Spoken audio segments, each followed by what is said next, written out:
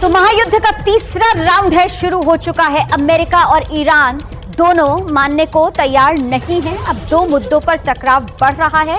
पहला हॉर्मुज है, जिस पर नियंत्रण को लेकर दोनों देश आमने सामने। कहानी यह है कि हॉर्मुज पर अमेरिका ने दादागिरी दिखाते हुए कब्जे का काउंटडाउन लॉन्च किया है। हॉर्मुज पर टैक्स वसूलने की तैयारी में डोनाल्ड ट्रंप है।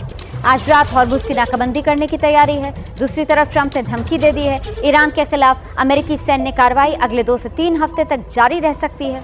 उन्होंने ईरान के बेहद सुरक्षित परमाणु ठिकाने पिकैक्स माउंटेन को भी निशाना बनाने की धमकी देते हुए कहा है, हम इस ठिकाने पर भी हमले करेंगे।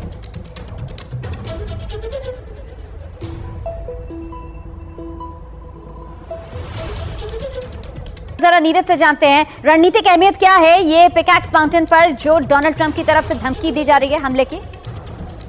देखिए रोमाना, अमेरिका को ऐसा लगता है कि जो ईरान ने अपना जो एनरिच्ड न्यूक्लियर है वो शायद यहाँ पर इस पहाड़ के नीचे छिपाया हुआ है। इसी वजह से ये जो धमकी दी है कि उन्होंने वो अटैक करने जा रहे हैं इस PKX पहाड़ पर, क्योंकि यहाँ पर ये माना जा सकता है क्योंकि इस तरह के जो भी न्यूक्लियर एनरिच्ड मटेरियल होता है उसको बेहद ही संरक्षित या सुरक्षित रखा जाता है। तो ऐसे में क्योंकि हमने देखा उन्होंने बुशहर पर अटैक किया, जितने भी न्यूक्लियर साइट्स हैं उन सब पर अटैक किया, लेकिन उनको वो सफलता हासिल नहीं लगी। और ऐसा लगता है क्योंकि पिछली बार जब अटैक हुआ था 12 दिन का, तो उस वक्त ऐसा लगता था कि ईरान ने उसको रातों रात जो था इस मटेरियल को कहीं और दूसरी जगह शिफ्ट कर दिया। तो ऐसे में अब हो सकता है कि अमेरिका के पास इस तरह की इंटेलिजेंस होगी जहां पर ये लगता होगा कि उन्होंने यहाँ पर, ये देखिए ये है वो तस्वीर, सैटेलाइट तस्वीर है उस PKX पहाड़ की, जहाँ की अभी हम लोग जानकारी दे रहे हैं, जहाँ अमेरिका ने कहा है कि देखिए ये यहाँ पर ही देखिए ये यहाँ पर कुछ स्ट्रक्चर्स बने हुए हैं जहाँ पर ऐसा लगता है कि यहाँ पर कुछ छिपाया हुआ होगा उन्होंने न्यूक्लियर मटेरियल। तो क्योंकि रातों रात उन्होंने छिपाया था, ये पता नहीं चल पाया था कि कहाँ गया। तो ऐसे में ये इंटेलिजेंस